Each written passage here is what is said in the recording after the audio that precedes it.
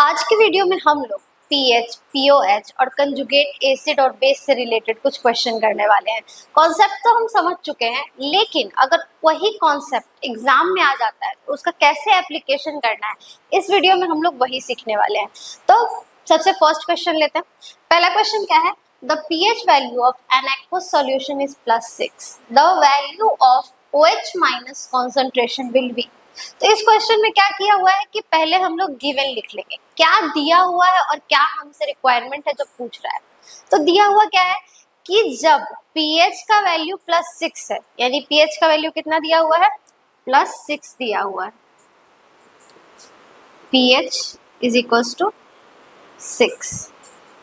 अब आगे क्या पूछा है? तो हमसे पूछा है the value of OH minus concentration will be. तो OH माइनस आयन का जो कॉन्सेंट्रेशन होगा वो कितना होगा?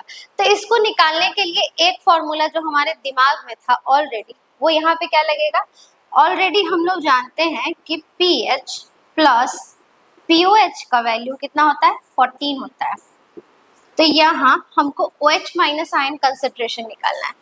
अगर H प्लस कंसेंट्रेशन निकालना होता तो हम pH से निकाल देते, लेकिन यहाँ पे हमको OH माइनस आयन का कंसेंट्रेशन निकालना है, तो वो निकालने के लिए हमको POH निकालना जरूरी है। तो POH यहाँ सिंपली हम लोग निकाल सकते हैं। अगर pH 6 दिया हुआ है तो यहाँ पे क्या लिखेंगे? 6 plus POH is equals to 14। तो POH का वैल्यू कितना आ जाएगा? POH is equals to 14 minus 6 यानी 8 आ जाएगा। तो POH का वैल्यू कितना आ गया? 8 आ गया। यहाँ आपको POH नहीं OH माइनस आयन का कंसंट्रेशन पूछा गया था।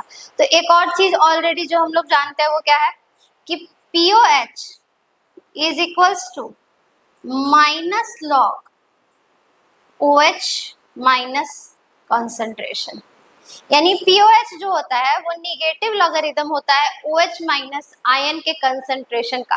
अब यहाँ पे डायरेक्ट हम लोग क्या करेंगे कि POH का वैल्यू हम जान चुके 8, तो डायरेक्ट OH माइनस आयन का कंसंट्रेशन जान जाएंगे। यहाँ पे OH माइनस आयन का कंसंट्रेशन क्या हो जाएगा?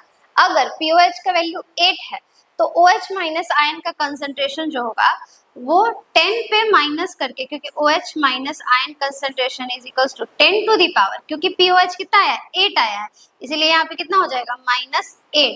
अगर POH का वैल्यू 7 आता तो यहाँ पे 10 टू द पावर -7 दे देते। यानी जो भी आपका वैल्यू आए POH का, pH का वैल्यू दिया रहेगा, आपको पहले POH निकालना पड़ेगा। जब हम लोग POH को फाइंड आउट कर लिए उसके बाद 10 टू द पावर दे करके और माइनस में यहाँ पे पावर पे हमको क्या लिख देना है? जो भी POH का वैल्यू आया है वो लिख देना है, तो आपका OH माइनस आयन का कंसंट्रेशन निकल जाएगा। ठीक है, अब इसमें ऑप्शन नंबर कौन सा हो जाएगा? तो ऑप्शन नंबर 2 हो जाएगा। इस क्वेश्चन का आप स्क्रीनशॉट ले लीजिए। क्वेश्चन नंबर 2 जो है उसमें क्या दिया हुआ है? The Bronsted acid which give weakest conjugate base is. मतलब अभी तक जितना भी चीज हम लोग पढ़े थे उसमें हम लोग ये जानते थे कि ब्रोस्टेड एसिड से कंजुगेट बेस कैसे बनाना है, ये हम लोग को ऑलरेडी आता था। लेकिन इस क्वेश्चन में थोड़ा सा हल्का सा ट्विस्ट है। क्या पूछा गया है? वीकेस्ट कंजुगेट बेस कौन फॉर्म करेगा, यानी इन चारों में से कौन है जो सबसे वीक कंजुगेट बेस फॉर्म करेगा। तो इसके लिए आपको क्या करना पड़ेगा? सबसे पहले देखना पड़ेगा कि एसिड से कंजुगेट बेस कैसे बनाते हैं। तो ब्रोस्टेड एसिड से कंजुगेट बेस बनाने के लिए हम लोग क्या करते थे? एसिड जो कि according to Bronsted proton donor होता था, यानी H प्लस का क्या होता था? डोनर होता था। तो एसिड को जब हम लेते थे और उससे H प्लस डोनेट करवाते थे, यानी कि H प्लस रिमूव करते थे, तो जो बन के निकलता था वो होता था कंजुगेट बेस। यहाँ पे क्या है? एसिड H प्लस डोनेट करके क्या बनाता है? कंजुगेट बेस बनाता है अकॉर्डिंग टू ब्रोस्टेड। ठीक है, तो यहाँ पे क्या पूछा गया है हमसे? Weakest conjugate base. तो एक चीज जो बहुत इंपॉर्टेंट है, इस नोट वर्दी पॉइंट है, आप इसको नोट कर लीजिएगा कि जब भी कोई भी स्ट्रॉन्ग एसिड रहता है तो उसका जो बेस होता है वो वीक कंजुगेट बेस होता है, और जब उसी तरह से बेस पे आते हैं, अगर स्ट्रॉन्ग बेस लिया गया है तो जो एसिड बनेगा वो वीक कंजुगेट एसिड बनेगा। इस चीज को यहाँ पे हम लोग लिखेंगे क्या? Strong acid gives weak conjugate base, और इसी के उल्टा यहाँ पे क्या हो जाएगा, strong base gives weak conjugate acid। ठीक है, मतलब जब एसिड स्ट्रांग हो तो जो बेस बन के आएगा वो कैसा हो जाएगा, वीक हो जाएगा, और उल्टा जब बेस स्ट्रांग हो तो जो एसिड बन के आएगा वो कैसा एसिड बन के आएगा, वीक कंजुगेट एसिड बन के आएगा। एसिड से कंजुगेट बेस और बेस से कंजुगेट एसिड बनाने आना चाहिए। ठीक है, तो इसको आप यहाँ पे नोट डाउन कर लीजिए। अब इस क्वेश्चन पे चलते हैं। क्वेश्चन में क्या हमसे पूछा गया है कि इनमें से कौन है जो वीक कंजुगेट बेस बनाएगा। तो वीक कंजुगेट बेस कौन बनाएगा, अकॉर्डिंग टू दिस स्टेटमेंट जो अभी हम लोग लिखे हैं, इसके हिसाब से जो सबसे स्ट्रॉन्ग एसिड होगा वो जब अपना H+ आयन यानी कि प्रोटॉन को जब रिमूव करेगा तब जो बेस बन के आएगा कंजुगेट बेस, वो सबसे वीक कंजुगेट बेस बनेगा। तो इसके लिए आपको ये पता होना चाहिए कि स्ट्रॉन्ग एसिड क्या होता है और वीक एसिड क्या होता है।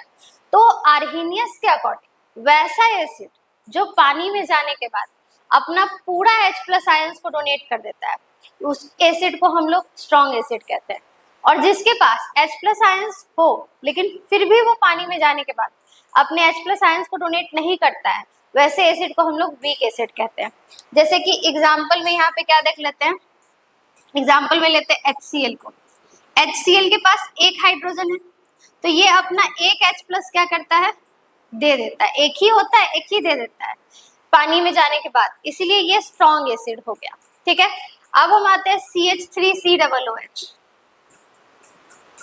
इसमें क्या होता है कि इसमें कितना, 3 हाइड्रोजन यहाँ, 1 हाइड्रोजन यहाँ है, टोटल 4 हाइड्रोजन है इस एसिड में, लेकिन ये सिर्फ अपना एक ही H+ आयन डोनेट करता है, इसीलिए इसको हम लोग वीक एसिड कहते हैं, क्योंकि ये होता 4 H+ है लेकिन डोनेट कितना करता है, डोनेट ओनली 1 H+, जिसके कारण ये क्या हो जाता है, वीक एसिड हो जाता है। तो स्ट्रॉन्ग एसिड वीक एसिड पहचानना आ गया। अब हमको क्या करना है, इन सब में से सबसे स्ट्रॉन्ग एसिड जो होगा वही क्या करेगा, उसका जो बेस बनेगा, बेस तो वैसे हम सबका बना सकते हैं, लेकिन सबसे स्ट्रॉन्ग एसिड का जो बेस बनेगा वो वीक कंजुगेट बेस बनेगा। तो यहाँ पे दिख रहा है HF, H2S, HCl और H2O। सबसे स्ट्रॉन्ग कौन होगा, सब में H2O तो न्यूट्रल है, क्योंकि ये क्या है, water, water neither acidic nor basic, ना ये तो एसिड होता है ना ही बेस होता है। तो यहाँ पे कौन सा हो जाएगा, HCl जो है वो मेरा सबसे स्ट्रॉन्ग एसिड है, तो इसका जो हम लोग बेस बनाएंगे वो वीक कंजुगेट बेस बनेगा, यानी कि Cl-, HCl में से जब यहाँ पे हम लोग क्या करेंगे, HCl मेरा एसिड ले लिए, उसमें से H+ को क्या किए, रिमूव कर दिए, तो क्या बना मेरा Cl-, क्योंकि H+ का जाना नेगेटिव चार्ज का आना, जैसे ही H+ जाता है तो नेगेटिव चार्ज उस पर डेवलप हो जाता है, कंजुगेट बेस इसी तरह से बनता है। तो यहाँ पे HCl था मेरे पास, अब इस HCl में से जब हम H+ को रिमूव किए तो सिर्फ क्लोरीन बचा, और क्लोरीन पे क्या आ गया, नेगेटिव चार्ज आ गया। नेगेटिव चार्ज इसलिए आया क्योंकि इसमें से हम H+ को निकाल लिए हैं, तो H+ जब निकालते हैं तो उस पर क्या चढ़ता है, नेगेटिव चार्ज चढ़ता है, तो यहाँ पे क्या हो गया, Cl-। ये जो Cl- आया है ये सबसे वीक कंजुगेट बेस बनाएगा। तो यहाँ पे हम लोग समझ जाएंगे कि इनमें से कौन सा एसिड है, तो HCl ही वो एसिड है जो क्या करेगा, सबसे वीक कंजुगेट बेस देगा। इस क्वेश्चन में सबसे इंपॉर्टेंट ये स्टेटमेंट है कि strong acid weak conjugate base देता है और strong base weak conjugate acid देता है। इस क्वेश्चन का आप स्क्रीनशॉट ले लीजिए। तो अब हम लोग देखते हैं थर्ड क्वेश्चन को। ठीक है, तो इस क्वेश्चन में क्या दिया हुआ है, इन द रिएक्शन, और यहाँ पे रिएक्शन दिया हुआ है the conjugate base of HNO3 is. तो यहाँ पे भी क्या है कि जब भी हम लोग क्वेश्चन बनाएंगे तो देखिए जैसा आप क्वेश्चन बना रहे हैं एग्जाम में सेम टू सेम वैसा क्वेश्चन ही नहीं आने वाला है, लेकिन उसी कॉन्सेप्ट पे उसी टाइप का क्वेश्चन आने वाला है। तो किसी भी क्वेश्चन में जो उसका कोर पॉइंट होता है, यानी उस क्वेश्चन को कैसे हम लोग बना सकते हैं, गिवन क्या दिया हुआ है और रिक्वायरमेंट क्या है, इसी दोनों चीज के बीच में अगर हमको रिलेशन समझ में आ जाता है तो हम किसी भी क्वेश्चन को आसानी से बना सकते हैं। क्वेश्चन को बनाने से ज्यादा इंपॉर्टेंट होता है उसको समझना कि आखिर उसमें दिया हुआ क्या है और हमसे क्या पूछा गया है। तो यहाँ पे सिर्फ इतना पूछा गया है आपसे, क्वेश्चन बहुत सिंपल है, देखने में सिर्फ भारी लग रहा है कि कंजुगेट बेस क्या है। और हम जानते हैं कंजुगेट बेस निकालने के लिए एक ही चीज किया जाता है, मेरे पास जो एसिड दिया हुआ रहता है उससे कंजुगेट बेस बनता है। और एसिड से, एसिड का अपना टेंडेंसी क्या होता है, एसिड से अकॉर्डिंग टू ब्रोस्टेड जब क्या किया जाता है, H+ को रिमूव किया जाता है, यानी कि प्रोटॉन को रिमूव किया जाता है, क्योंकि एसिड जो होता है वो प्रोटॉन डोनर होता है, तो H+ को रिमूव करके जो बनाया जाता है वही कंजुगेट बेस है। अभी भी इस क्वेश्चन को हम लोग सिर्फ इसी थ्योरी पे बनाएंगे, थ्योरी वही सेम है, बस क्वेश्चन का रूप जो है वो अलग अलग है। सेकेंड क्वेश्चन में हम लोग कुछ और देखे थे, थर्ड क्वेश्चन में वही सेम कंजुगेट बेस निकालना है, लेकिन यहाँ पे क्वेश्चन का टाइप, रंग, रूप सब बदल गया है। ठीक है, तो यहाँ पे देखते हैं कि इस क्वेश्चन में आखिर हुआ क्या है। तो HNO3 जो है वो बन गया है NO3- और हमको दिख रहा है कि H इसमें से रिमूव हुआ है, क्लियरली दिख रहा है कि HNO3 था और बन गया क्या, NO3- यहाँ पे बना है। ठीक है, NO3-।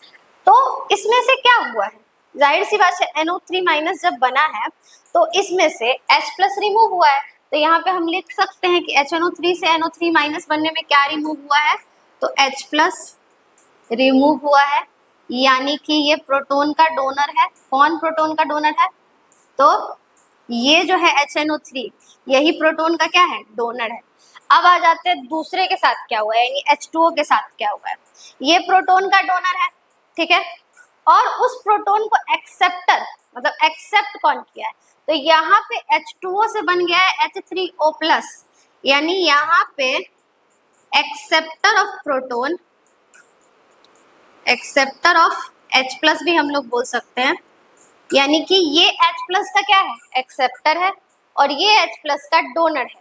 तो हमसे क्वेश्चन में क्या पूछा गया है, HNO3 का कंजुगेट बेस बनाइए, तो HNO3 मेरा एसिड है, ठीक है, HNO3, अब इसमें से H+ को रिमूव करना है क्योंकि इसका हमको कंजुगेट बेस निकालना है, जो दिया गया है वो एसिड है।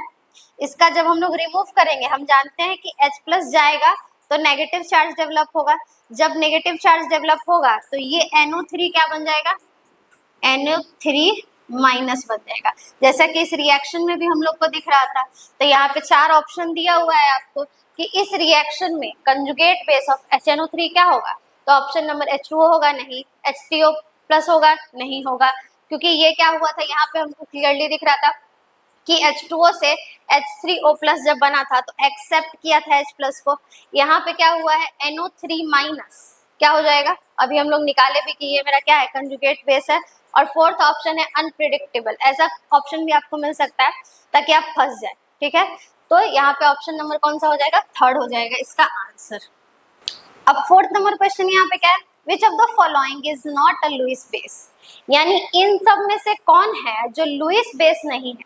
अब लुईस एसिड और लुईस बेस क्या होता था, तो अकॉर्डिंग टू लुईस जो इलेक्ट्रॉन पेयर का डोनर होता था, यानी कि इलेक्ट्रॉन पेयर डोनर होता था उसको हम लोग बेस कहते थे, और उसी के जस्ट अपोजिट जो भी इलेक्ट्रॉन पेयर का एक्सेप्टर होता था उसको हम लोग एसिड कहते थे। तो यहाँ पे क्वेश्चन में क्या दिया हुआ है कि नॉट अ लुईस बेस, यानी लुईस बेस नहीं है, तो लुईस बेस नहीं है तो क्या होगा, लुईस एसिड होगा, ठीक है। तो इन सब में से जो जो लोन पेयर डोनेट कर सकता है वो सारा लुईस बेस होगा, और जो नहीं डोनेट कर सकता है वही क्या होगा, लुईस बेस नहीं होगा। तो यहाँ पे देखते हैं हम, तो CN जो होता है उसमें N है, और N जहाँ है तो N के पास लोन पेयर होता है, वो हम लोग जानते हैं N के पास लोन पेयर कैसे होता है, ठीक है। तो N के पास लोन पेयर है तो ये तो डोनेट करेगा, इसीलिए ये ऑप्शन गया, क्योंकि ये क्या है, लुईस बेस है क्योंकि इसके पास लोन पेयर है और ये लोन पेयर को डोनेट करेगा। कभी कभी हम लोग को ऑप्शन छाट के भी क्वेश्चन बनाना पड़ता है। अब अगला क्या है, NH3, इसमें भी N है और इसके पास भी लोन पेयर है, तो इसका मतलब ये भी क्या होगा, लुईस बेस होगा, क्योंकि ये भी इलेक्ट्रॉन पेयर यानी लोन पेयर को क्या करेगा, डोनेट करेगा। अब अगला आते हैं हम लोग CO में, O के पास भी लोन पेयर है, O के पास तो दो दो लोन पेयर है, ठीक है। तो यहाँ पे O भी क्या करेगा, अपने लोन पेयर को डोनेट करेगा, तो इसके पास भी लोन पेयर है, इसीलिए ये भी लुईस बेस है। ये तीनों लुईस बेस है, ये भी लुईस बेस है, ये भी लुईस बेस है और ये भी लुईस बेस है। क्वेश्चन में क्या पूछा गया है, नॉट अ लुईस बेस, कौन है जो लुईस बेस नहीं है, तो ये तीनों है, तो कौन है जो नहीं है, तो AlCl3 नहीं है। वैसे भी AlCl3 में जब आप बॉन्ड बनाइएगा तो आपको पता चलेगा कि इसका सारा बॉन्ड जो है वो फुलफिल है, इसके कारण इसके पास लोन पेयर नहीं बचा है, और जब लोन पेयर नहीं बचा है तो क्या ये लोन पेयर को डोनेट करेगा, नहीं करेगा। तो क्योंकि ये लोन पेयर को डोनेट नहीं करता है, इलेक्ट्रॉन पेयर को डोनेट नहीं करता है, इसीलिए ये मेरा क्या हो जाएगा, लुईस बेस नहीं है, ये लुईस एसिड है। लुईस एसिड वाले एग्जांपल में हम AlCl3 लिखवाए भी होंगे, आप क्वेश्चन प्रीवियस वीडियो में जाके देख सकते हैं, ठीक है। तो यहाँ पे आंसर नंबर कौन सा हो जाएगा, 4th हो जाएगा। अब हम आते हैं 5th क्वेश्चन के तरफ। The pH value of acid rain is, तो पीछे वाली वीडियो में हम लोग पढ़ चुके हैं कि pH को क्या किया जाता है, थोड़ा सा याद करने की जरूरत है, और उसका भी हम ट्रिक बता चुके हैं कि आप अलग अलग बांट के याद कीजिएगा तो वो आसानी से याद हो जाएगा, ठीक है। तो यहाँ पे या तो हमको एसिड रेन का pH याद होना चाहिए तो हम डायरेक्ट मार सकते हैं, और नहीं तो हम ऑप्शन देख के भी क्वेश्चन को लगा सकते हैं। अभी भी इस क्वेश्चन में, प्रीवियस क्वेश्चन में हम लोग क्या किए थे कि ऑप्शन देख के लगाए थे, अब इस क्वेश्चन में भी क्या करते हैं कि ऑप्शन देख के मारते हैं, ठीक है। तो अगर क्या बोला गया, एसिड रेन, और हम जानते हैं जिसका pH वैल्यू 7 है वो न्यूट्रल होता है, क्योंकि pH वैल्यू 7 जिस भी सब्सटेंस का होता है वो सब्सटेंस कैसा होता है, न्यूट्रल होता है। जबकि यहाँ क्या बोला गया, एसिडिक, यानी एसिडिक है तो pH का रेंज जो है वो 6 से लेके 0 तक के ही बीच में होगा, तो फर्स्ट ऑप्शन तो बिल्कुल नहीं होगा, यानी 7, ठीक है। दूसरा अगर हमको याद है 5.5, तो ये होता था नॉर्मल रेन का pH। अगर एसिड रेन का नहीं भी याद है, नॉर्मल रेन का जो pH होता था वो कितना होता था, 5.5 होता था, ठीक है। तो ये भी ऑप्शन नहीं होगा। अब आते हैं, दो ऑप्शन बच गया मेरे पास, 4.0 और 0। तो जाहिर सी बात है कि किसी भी एसिड रेन का pH इतना भी कम नहीं होगा कि वो इतना स्ट्रॉन्ग एसिड हो जाए कि उसका pH का वैल्यू 0 हो जाए। अगर pH का वैल्यू 0 है तो वो एसिड बहुत स्ट्रॉन्ग एसिड हो जाएगा, और उतना स्ट्रॉन्ग एसिड रेन में नहीं हो सकता है। तो यहाँ पे ऑप्शन नंबर कौन सा हो जाएगा, 3rd। अगर आपको pH ऑफ एसिड रेन याद है तो आप डायरेक्ट भी मार सकते थे, क्योंकि एसिड रेन का pH कितना होता है, 4 ही होता है। इस दोनों क्वेश्चन का आप स्क्रीनशॉट ले लीजिए।